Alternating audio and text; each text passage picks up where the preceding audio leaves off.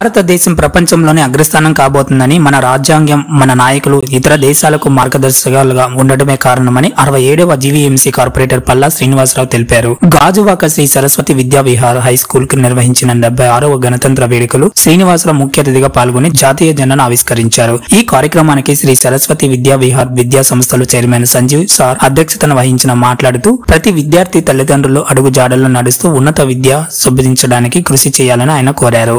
దేశ ప్రగతికి విద్యార్థులే తొలిమెట్లు అన్నారు. ఈ సందర్భంగా నిర్వహించిన ఆటల పోటీల్లో గెలుపొందిన విద్యార్థులకు ముఖ్య అతిథి శ్రీనివాసరావు చేతుల మీదుగా బహుమతులు అందజేశారు. ఈ కార్యక్రమంలో విద్యార్థులు చేసిన నృత్య విన్యాసాలు పలువురిని ఆకట్టుకున్నాయి. విద్యార్థులు, వారి తల్లిదండ్రులు తదితరులు ఈ కార్యక్రమంలో పాల్గొన్నారు.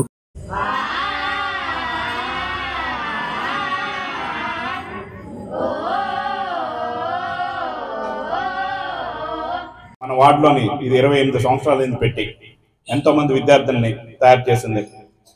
ఇది సెకండ్ బ్రాంచ్. చాలా ఆనందం.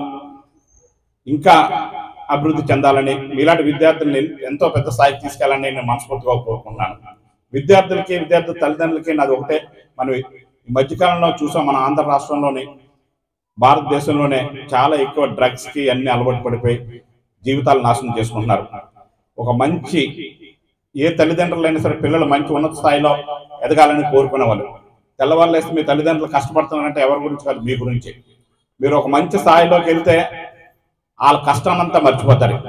మరి ఆ స్థాయిలోకి వెళ్ళాలి అనుకుంటే చాలా పట్టుదలతో మీ టీచర్లు, మీ ఉపాధ్యాయులు చెప్పే పాఠాలు నేర్చుకొని మీకంటూ ఒక ఇండివిజువల్ ఐడియా ఏదో ఒకటి సాధించాలన్న పట్టుదల ఉంటేనే మనం సాధించగలం.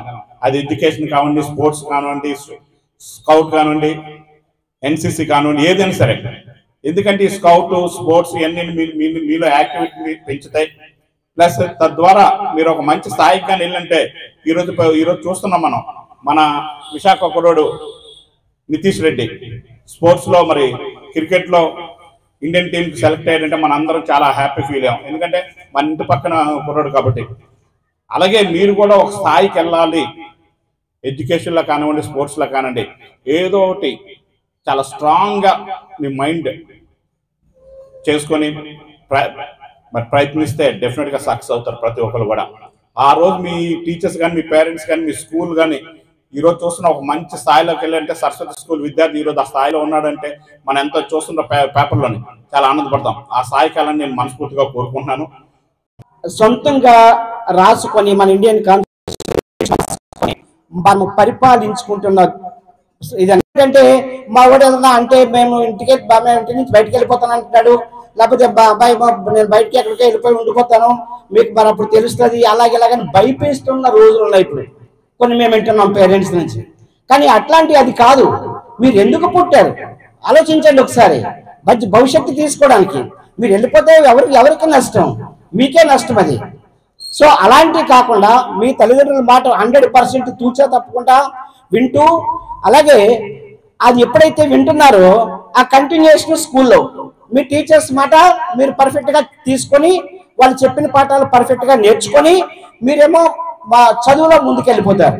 ఇలాగా చదువు సమయం అయిపోయిన తర్వాత, అంటే స్టూడెంట్షిప్ కంప్లీట్ అయిపోయిన తర్వాత డెఫినెట్గా you people will get good jobs. Good అంటే పెద్ద పెద్ద జాబులు చేస్తారు మీరు, నో డౌట్. ఎవరు ఎప్పుడు ఎలా ఏమవుతారో కూడా తెలియదు. దానికి కావాల్సింది ఏంటంటే ఫౌండేషన్, స్ట్రాంగ్ ఎడ్యుకేషన్, ఏ డిసిప్లిన్ ఎడ్యుకేషన్. ఆ ఎడ్యుకేషన్ మీరు చేస్తూ మీ స్టూడెంట్షిప్ కంప్లీట్ చేసి మీరు సొసైటీకి మంచి పౌరులుగా, రెస్పాన్సిబుల్ సిటిజన్స్ గా ఉంటారని ఆశిస్తూ విరమిస్తున్నాను.